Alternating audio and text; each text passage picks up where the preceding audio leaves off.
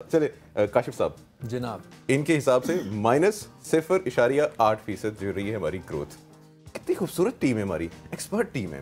یہ امپورٹ کی تھی ہم لوگوں نے, باہر سے آئے تھے ایکسپرٹ کہ میں ملک, بلکہ یہ ملک بچانے کے لیے آئے تھے. بڑا زبردست بچا رہے ہیں. دیکھیں مسئلہ یہ ہے کہ جب یہ حکومت آئی تو حکومت جب آئی تو مفتاح اسماعیل صاحب فائنانس منسٹر بنے. اس وقت پاکستان کی امپورٹ جو تھی وہ تقریباً کوئی 65-67 بلین $. تھی. پاکستان کی ایکسپورٹ, یہ امپورٹ کی بات کی, اور ایکسپورٹ جو تھی وہ اراؤنڈ 30 بلین $. تھی. تو ہمارا جو ڈیفیسٹ تھا وہ تقریباً 30-35 بلین $. کا تھا. اس وقت ہمارے جو ریزروز تھے وہ بھی آہستہ آہستہ سکڑ رہے تھے. اس کے علاوہ آئی ایم ایف ہم سے روٹ کیا ہوا تھا, آئی ایم ایف باہر ہو چکا ہوا تھا. ہماری انفلیشن کی وجہ سے ڈی ویلیو ہو رہی تھی کرنسی, اور فورن ایکسچینج کا بڑا فرق پڑا تھا, پیرٹی بہت زیادہ بڑھتی جا رہی تھی. تو اس گورنمنٹ نے آتے ساتھ سب سے پہلی بات یہ کہ ہم کاروباری طبقے کو روکیں گے, ہم اکانومی کو سکیڑ دیں گے, ہم جو گروتھ ہے اس کو سلو کریں گے تاکہ آپ کی ریکوائرمنٹ جو ہے وہ کم ہوتی جائے. کیوں کم ہوتی جائے؟ تاکہ آپ کو امپورٹ بل آپ کا کم ہو. ان کا پہلا ٹارگٹ یہ تھا کہ امپورٹ بل کو ہم کم کریں. تو یہ تو گورنمنٹ آئی ہی کاروبار کو روکنے کے لیے تھی, چونکہ انہوں نے آتے ساتھ خود یہ بات کہی تھی. آپ دیکھیں آتے ساتھ انہوں نے امپورٹ پہ بین لگا دیا. امپورٹ پہ بین لگانے سے یہ ہوا کہ ہماری ایکسپورٹ جو ہے وہ امپورٹ بیسڈ ہے, کیونکہ را مٹیریل ہم امپورٹ کرتے ہیں, اس سے ہم خام مال آتا ہے تیار کرتے ہیں, اس سے ویلیو ایڈ کرتے ہیں چیزوں کے اندر, اور پھر اس کو ایکسپورٹ کرتے ہیں. آپ کی جب امپورٹ رکی تو آپ کی ایکسپورٹ بھی آہستہ آہستہ رکنا شروع ہو گئی. پورٹ پہ جو تھے کنٹینرز بے بہا کھڑے ہوئے تھے جن کو ہم ریلیز ہی نہیں کروا سکتے تھے, تو وہاں سے پرابلم شروع ہو چکا. اس کا امپیکٹ پڑا ہماری کرنسی کے اوپر. کرنسی جو ہے وہ بے ہنگم ہو گئی, اور وہ 190 سے بڑھنے شروع ہو گئی, 200, 225, 230 پہ جانا شروع ہو گئی. جب آپ کا اور اس کا پریشر پڑا انفلیشن کے اوپر, جب انفلیشن جو تھی تقریباً 11-12% تھی, انفلیشن بڑھنا شروع ہو گئی. اور یہ یاد رکھیے کہ جب بھی انفلیشن بڑھتی ہے اس کا ڈائریکٹ امپیکٹ پڑتا ہے آپ کا ڈسکاؤنٹ ریٹ پہ, پالیسی ریٹ کے اوپر.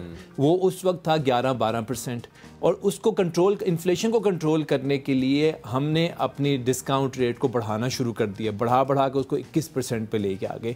ہم ایسے وشیس سائیکل کے اندر گم گئے کہ ہم ایک چیز کو پکڑتے تھے دوسری چیز خراب ہوتی تھی. اور on top of it I M F ہمارے ساتھ نہیں تھی, جو لینڈنگ ہو رہی تھی ہمارے پاس وہ ہمارے پاس نہیں تھی. فسکل ڈیفیسٹ ہمارا بہت تیزی کے ساتھ بڑھنا شروع ہو گیا. اس کے ساتھ سرکولر ڈیٹ جو کہ ہمیشہ سے ہمارا بہت بڑا پرابلم ہے, وہ ہمارے لیے ایک وہ ڈارک ہول جو تھا وہ ہمارے لیے سامنے نظر آنے لگا. تو اس لیے سارے فیکٹرز ایسے اکٹھے ہو گئے, کیومولیٹ ہو گئے کہ ہمارے لیے پرابلم یہاں پر آنا شروع ہو گیا. اور اس سے بڑی جو آفت ہمارے اوپر آئی وہ آئی سیلاب کی شکل میں. وہ بھی پرابلم ہو شروع ہو گیا. جتنے ہمارے نیبرنگ کنٹریز تھی, جو ہمارے دوست ممالک تھے, چونکہ آپ نے آئی ایم ایف سے باہر نکل گئے تھے, ان سب نے آپ کو لینڈنگ پیسہ دینا روک دیا, جس کی وجہ سے آپ کے لیے پرابلم بڑھتے چلے گئے. تو اس لیے ملٹیپل فیکٹرز ہیں جن کی وجہ سے پاکستان اس حالات میں پہنچا. اور on top of it political instability number 1, اور تمام ہمارے ڈیسیجن جو تھے نا وہ پولیٹیکل بیسس پہ ہونا شروع ہو گئے پاکستان میں, کیونکہ آپ نے اپنی اگلی گورنمنٹ کو بچانا تھا, اپنے نام کو بچانا تھا. تو یہ ایسے فیکٹرز تھے جن کی وجہ سے پاکستان آج اس حالات میں پہنچا ہے جہاں پر ہم موجود ہیں.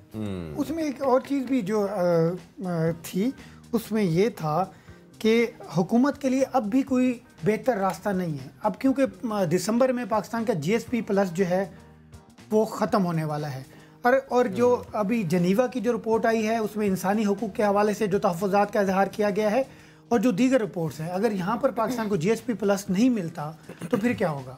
حکومت کے لیے ابھی بھی ہولز ہیں. اور اس میں جو میں پہلے بھی ایک پروگرام میں بات کر چکا ہوں کہ شوکت ترین صاحب نے جو آپ کی امپورٹس کو اوپن کر دیا, آپ کے ریزرو سارے ختم ہو گئے. اب آپ کے ریزرو انہوں نے تقریباً 8 ماہ میں 5 سے 6 ارب ڈالر کی ایکسٹرا امپورٹس کی, جس میں بڑی بڑی گاڑیاں آئیں, چیزیں آئیں. اس سے کیا ہوا کہ آپ کے جو ریزروز تھے وہ سکڑنا شروع ہو گئے. ریزروز جیسے سکڑے تو آپ کو ڈیفالٹ کا جو خطرہ ہے وہ بڑھتا گیا. اب اس میں جیسے سر نے بات کی کہ ہم کسی گورنمنٹ کو اس کا قصوروار نہیں ٹھہرا سکتے. ڈیفینیٹلی اس کے لیے جو گزشتہ حکومت کی پالیسیز تھیں, جیسے ہی ان کو پتہ چلا کہ طریقہ عدم اعتماد آنے والی ہے, انہوں نے اکنامک لینڈ مائنز بنائی.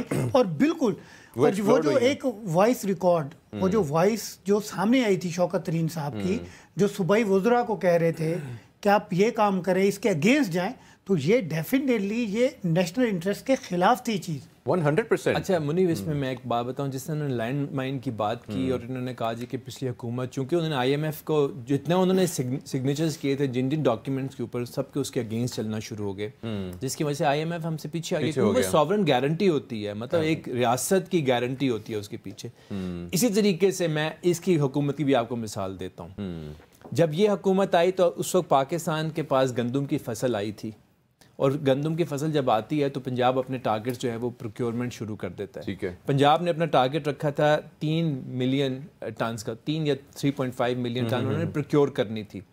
چھوٹی عید کے قریب 2022 میں وہ ٹارگیٹ جو تھا آلموسٹ کمپلیٹ ہو گیا تھا گورنمنٹ کا، اور اس وقت مارکیٹ میں ریٹ جو تھا وہ تقریباً 3,000 روپے پر 40 kg گندم کا ریٹ چل رہا تھا. ٹھیک ہے. جب یہ حکومت آئی، چونکہ انہوں نے پولیٹیکل ایڈوانٹیج، اب یہاں دیکھیں حکومت کتنا ظلم کرتی ہے عوام کے ساتھ اور اپنے اس ملک کے ساتھ، کہ انہوں نے رکھا ہوا تھا ٹارگیٹ کہ 3.5 ملین ہم نے پروکیور کرنی ہے ویٹ، اور باقی مارکیٹ میں چھوڑ دینی تاکہ مارکیٹ میکینزم کام کرے اور گندم سارا سال لوگوں کو ملتی رہے. یہ حکومت آئی تو اس حکومت نے کہا کہ 3.5 کو بڑھا کے ہم 5 ملین ٹن پہ گندم لیں گے تاکہ مارکیٹ سے ساری گندم ہم اٹھا لیں گے. ٹھیک ہے. اور دوسرا انہوں نے کہا کہ 2018 میں 1765 روپے من کا ریٹ تھا 40 kg کا، تو ہم 1765 والا ریٹ جو ہے نا 2022 میں واپس لے کر آئیں گے، جبکہ مارکیٹ بتا رہی تھی کہ ریٹ ہے 3,000، انٹرنیشنل مارکیٹ کا ریٹ تھا 3,000. انہوں نے کہا ہم سبسڈی دیں گے اتنے 1,335 روپے کی عوام کو سستا آٹا دینے کے لیے.